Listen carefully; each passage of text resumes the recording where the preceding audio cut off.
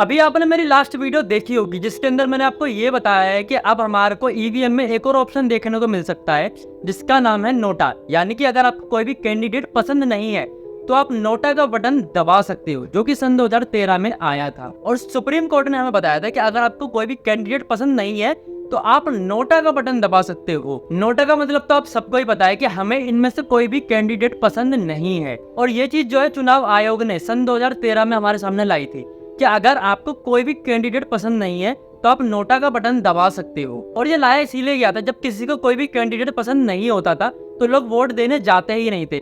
इसलिए चुनाव कमेटी ने करा ये कि नोटा का बटन लेके आए और ज्यादा से ज्यादा लोगों को वोट के लिए बुलाया था ताकि ज्यादा से ज्यादा लोग वोट दे पाए।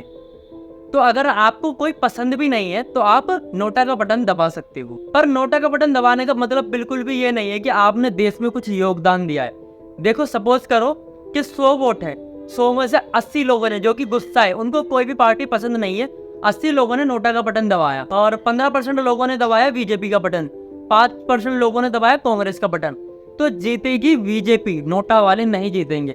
बस इससे अंदाजा ये लगेगा कि 80% लोगों को कोई भी पार्टी पसंद नहीं है। अगर हम बात कर रहे हैं वोट की तो अब बात करते हैं ईवीएम की। क्या ईवीएम मशीन हैक हो सकती है या नहीं? ईवीएम मशीन हैक होने से पहले हम बात करते हैं सबसे पहले ईवीएम मशीन की कि ईवीएम मशीन में क्या क्या बेनिफिट हैं। सबसे पहले बात करते हैं कि एक ईवीएम मशीन में ज्यादा से ज्यादा 3840 वोट दिए जा सकते हैं, मतलब ये मैक्सिमम लिमिट है। और बात आती है कि कितनी बिजली लेती है खुद को चलाने के लिए, तो भैया बिजली ये लेती है सिर्फ 6 वोल्ट की। और इसके अंदर होता क्या है कि जिस एरिया में बिजली नहीं भी है या बिजली नहीं आ रही है तो वहां पर भी वोटिंग चल सकती है बिना किसी काम के रुके हुए। तो मतलब ईवीएम मशीन जो यूज होती है उसमें कोई ज्यादा बिजली का खर्चा नहीं आता या ज्यादा बिजली यूज नहीं होती है। और अब बात करते हैं ईवीएम की यूज की। अब सबको लगता होगा कि ईवीएम मशीन ना अभी आई है, नई टेक्नोलॉजी है, जबकि ईवीएम पहली बार जो यूज हुई थी वो सन 1998 में ही हो गई थी। और ये 16 एरिया में लगी थी जब इसे यूज किया गया था। 16 में से लगी थी मध्य प्रदेश, राजस्थान और दिल्ली में लगी थी, मतलब टोटल ये 16 मशीनें लगी थी सन 1998। और था लोकसभा का चुनाव था उस समय पर जब ये मशीनें पहली बार यूज की गई थी। और इंटरनेट पे ये जानकारी भी मौजूद है कि जो ईवीएम मशीन होती है उसके अंदर जीपीएस लगा होता है कि अगर कोई भी गाड़ी ईवीएम मशीन को यहाँ से वहां लेकर जा रही है तो लोगों को पता रहता है कि इस समय पर ईवीएम मशीन कहाँ है, उसके अंदर जीपीएस टेक्नोलॉजी होती है। और सवाल ये भी पूछा जाता है क्या ईवीएम मशीन हैक हो सकती है? तो देखो सुप्रीम कोर्ट में 7 ऐसे मामले चल रहे हैं जिसके अंदर बोला जा रहा है कि ईवीएम मशीन हैक करी गई है बीजेपी पार्टी के द्वारा।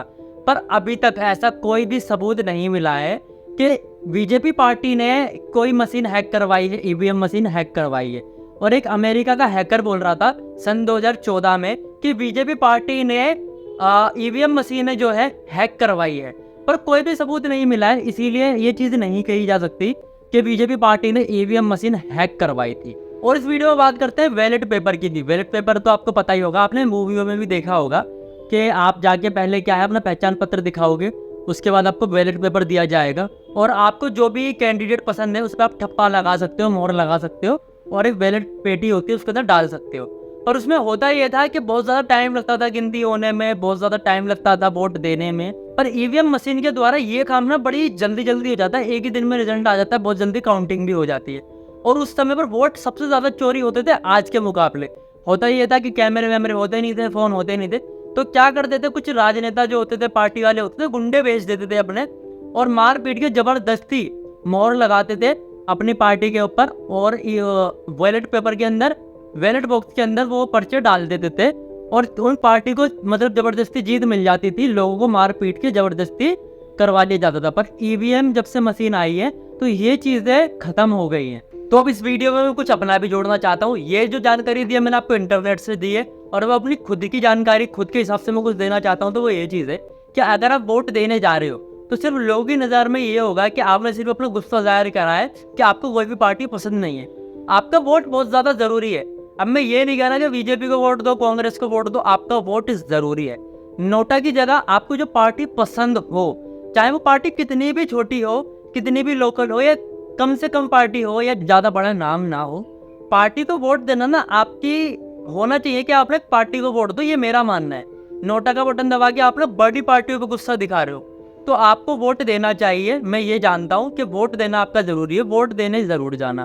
बाकी अगर आपको लगता है कि कुछ मेरे को ऐसा बताना चाहिए जो कुछ अनजान हो, बाकी मैंने इस वीडियो में जो ईवीएम मशीन हो गई इसके बारे में टॉपिक कवर कर दिया है थोड़ा सा, और नोटा का भी कवर कर दिया है कि नोटा का बटन दबाने से क्या क्या होता है, कब आया था और क्या क्या है नोटा के बारे में, वो कवर कर दिया है। बाकी अगर आपको लगता है कि कुछ ऐसा जो कि आपको जानना चाहिए तो मैं रिसर्च करके आपके आगे वो जानकारी ला के दे दूंगा।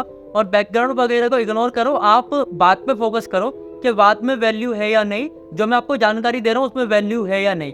बैकग्राउंड को इग्नोर करो कि बड़ा यूट्यूबर बता रहा है छोटा यूट्यूबर बता रहा है, बात यह है कि आपको जानकारी सही मिल रही है या नहीं।